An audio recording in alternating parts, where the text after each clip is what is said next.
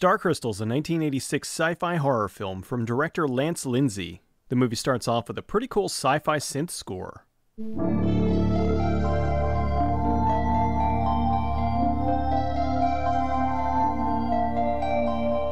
On a routine expedition to Mars, 2 astronauts are investigating the surface. Did I say investigate? I meant play football. Their sensor goes off, so they dig a hole in the ground. Ah, here's where I left my baked potato. 5 minutes in, and already it's better than The Martian. Back on the spaceship, in the future, doors will only be little holes you have to squeeze through. Damn, I'm thirsty. I'm so glad I have an ice-cold space Coca-Cola. The ship's dock scans the thing they brought on board. They have no idea what it is or what it does, so I'm sure there won't be any sort of negative repercussions for not putting it into quarantine. These guys are really proud of this. We're the first guys to play football on Mars, ever. They go to see the captain and leave the rock alone. The rock, that's totally not made out of paper mache and resin, begins to light up. Then it begins to... Oh, bedrock! You do that outside! It splits open to reveal... space herper. What? Space herpy. That's disgusting! Also, there's what I'm assuming is the Star Crystal. At some point, they're going to let us know the names of the crew, right? A short time later, something happens in the ship to cause the oxygen to be cut off. So everyone dies. Well, I guess this is why there are no introductions. Air supply has been turned off. Usually that's followed by a thank you. The ship drifts for 2 months and is picked up and brought to a nearby space station. Oh my god, what? Hey, you think anyone would notice if we just glued a couple of Millennium Falcons on here? The council members at the station have a meeting about the ghost ship, as well as to discuss why the computer keeps misspelling things. Whoa. The movie started off in 2032. 2 months later, it's now 2035. The colonel runs into the lieutenant in the elevator. This sexual tension is so thick you could cut it with a really dull butter knife. Hello, Lieutenant. Hello, Colonel. Okay, so now that the other guys are dead, I guess this is the group we'll be following. This guy stares at a bunch of dots for like 10 minutes. Good to know NASA's still around in 2035. How does anyone get around this station? Look how slow the tram is moving. Over on the shuttlecraft, the station has their best computer expert working on it. Not yet, sir, but we have our best computer expert working on it right now. Best computer expert! This is Roger and Cal. I guess since they were given names, we'll see them longer than 5 minutes. In another part of the ship, something slimy is going on. The colonel arrives to debrief the staff. We need more cigarettes. I've smoked several packs in this meeting alone. Just then, something happens. 2 women we've never seen before start running. What did you do? It wasn't me. What did you do? Should we do something? Run, ladies! Okay, finally someone says what's going on. There's a fire in the reactor room. Sherry and Dr. Kimberly get into the shuttlecraft. Roger gets a message from Lieutenant Lin in the engine room. Apparently there's a code 7 on the station, and they have to evacuate before the place explodes. Roger pushes some buttons, some lights go off, and they escape. Then they sit in stunned silence as they stare at the horrors on the monitor. You can never know what it's like. Your blood like winter freezes just like ice. And there's the cold lonely light that shines from you. You'll wind up like the wreck you hide behind that mask you use. Roger asks Billy to join them on the main deck. Someone or something is on board. Okay, so this group is the main cast then. Looks like they somehow have a perfectly balanced crew. Doctor, engineer, computer specialist, nutritionist, and security officer. It's like the cast on my Alternity Space campaign. Roger's telling them they don't have enough supplies to make the trip to Earth. They'll need to stop at 2 supply stations along the way to survive. Dr. Kimberly is immediately angry at Roger. Billy explains what they'll need to do to get back to Earth. I'd say we've got a 60-40 chance.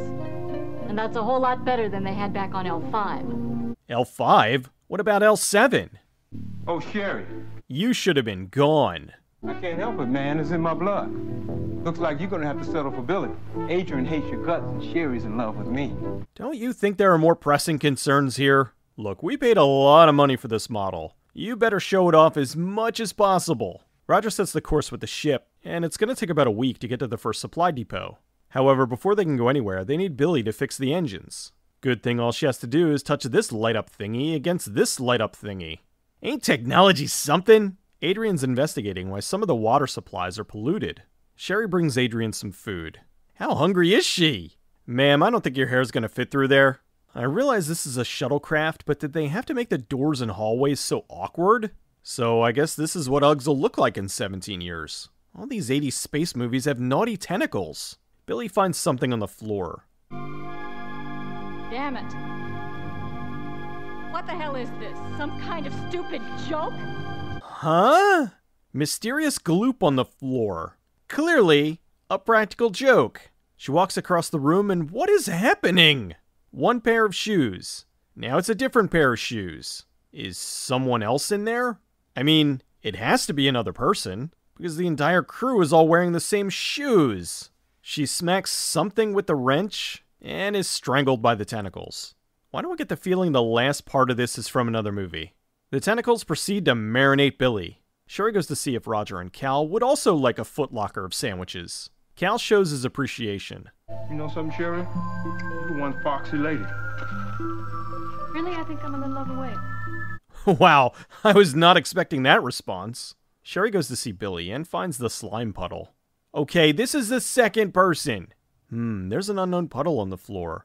I'll stick my whole hand in it. She seems shocked that the slime puddle is gross. Sherry checks the room to find what's left of Billy. Looks like she was visited by Matilda May. She rushes back to Adrian to tell her what happened. Sherry is really trying to sell it here. Roger and Cal are taking this opportunity to get drunk. Why is it when actors act drunk, they always completely overdo it? Hello, beautiful. Cut it, Campbell. Adrian goes to the main deck and provides a very valid point. Why won't this thing answer me? It's only programmed for my voice. Well, that's real smart. What if you got killed? Never thought of that. The computer analyzes the substance Sherry found and says it's from some sort of life form that doesn't require oxygen. They notice something is moving in the supply room. Oh my god, this is the cheapest motion tracker I've ever seen. They're moving a pen light behind a black background. This looks like a prop from a high school play. Sherry forgot to lock the door, so the alien gets in. I hope you like ginger ale. That just makes the alien cranky. Cal goes to rescue her, but doesn't get there in time. Oh no! The alien chases Cal out into the hall. Roger opens the hatch to suck the monster out, but all it does is kill Cal. It worked. There's one light on. Yeah, white light, dummy. The alien. Well, we're locked up here and the alien's out there. Better hope we don't get sick of each other. I have no idea what's going on. Adrian opens up to Roger, but he's sound asleep. Oh, great. Spending my last days with this lunkhead. The alien does its thing and shuts off the air supply. It somehow overrode Roger's foolproof captain commands. Roger reroutes the controls to the bridge, which somehow restores the air supply. So, this is the alien. Looks like a cross between a telescope goldfish and a sad cartoon turtle. The alien is, leaking. What does all this have to do with a star crystal? Adrian checks the ship's logs to see if she can find out more about what's on the ship with them. What she finds is several hundred hours of uncut footage of these Nimrods playing football. They then get contacted by a passing ship. Wait, isn't that the exact ship they're in? So it's another shuttlecraft that's not built for deep space travel. If so, what's that doing out here? Roger tries to contact the ship, but the alien blocks the communication. The alien then signals the other ship that everything is okay, so it leaves. Acting! Stop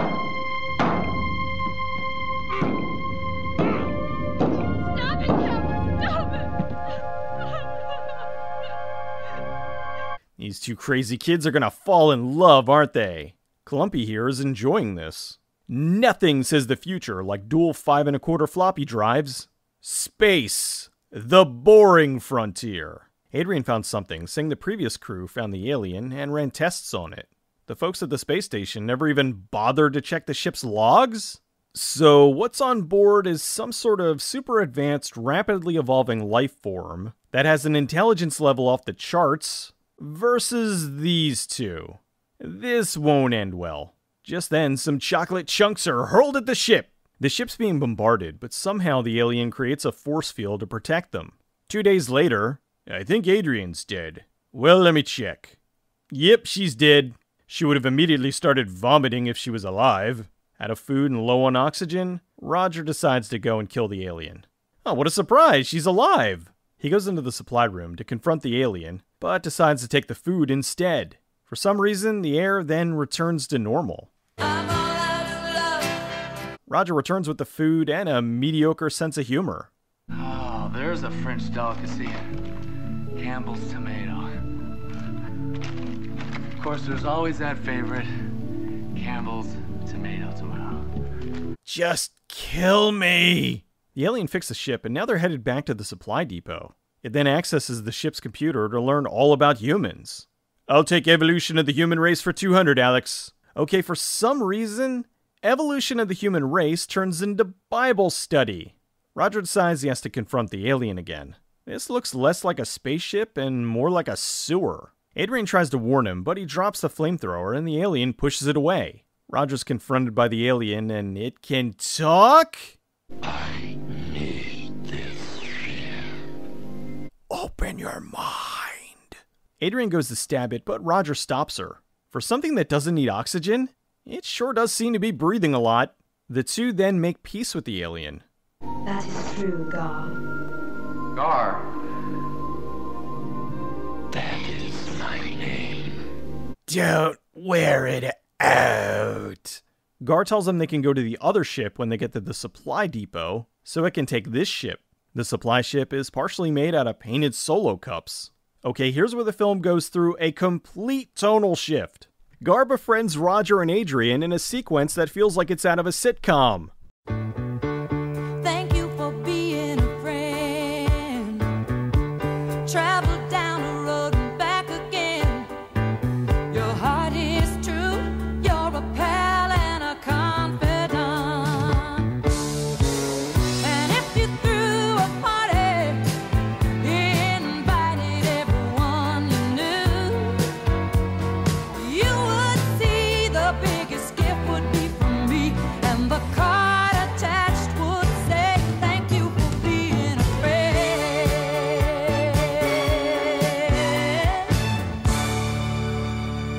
Seems they missed the other ship, so Gar tells them to take this ship and return to Earth. He thinks he should be able to rewire the supply ship and return to his home.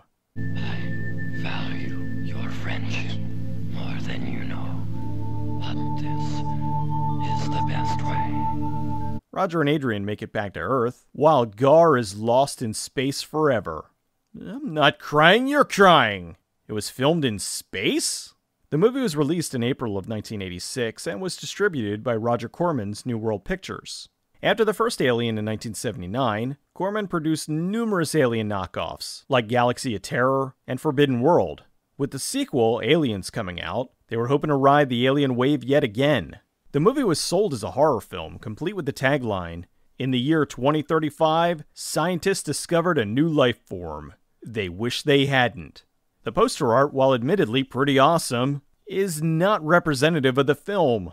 At no point is the crew in stasis chambers, and that's not Gar.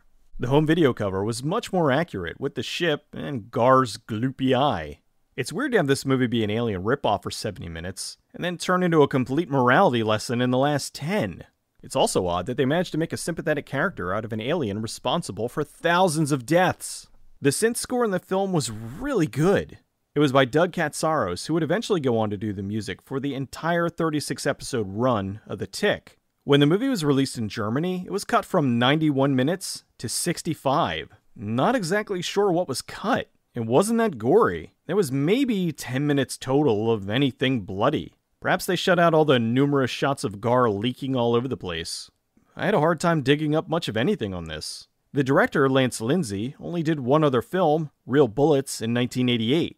Some of the cast did Real Bullets, while others never acted again. John W. Smith did an episode of Highway to Heaven, and that's it.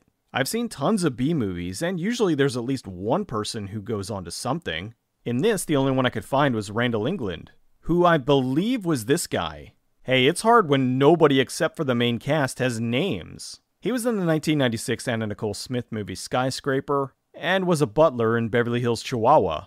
Emily Longstreth was the only other actor I could find who kept acting. She was in Pretty in Pink, The Big Picture, and Wired to Kill. Star Crystal is an oddity. It's got terrible acting, bad sets, and a goofy alien, but there's something weirdly charming about it.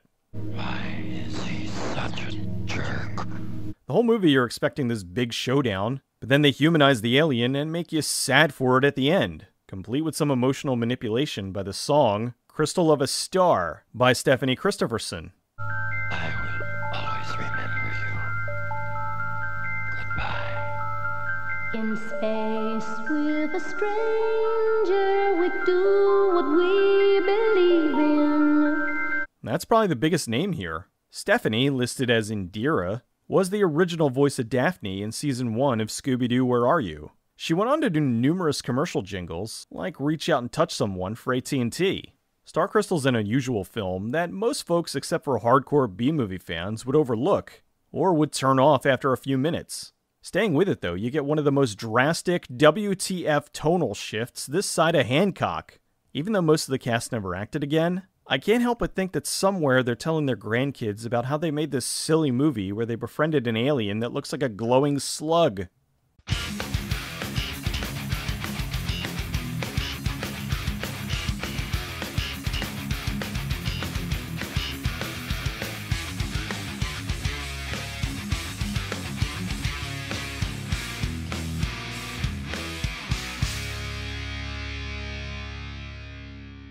I did not.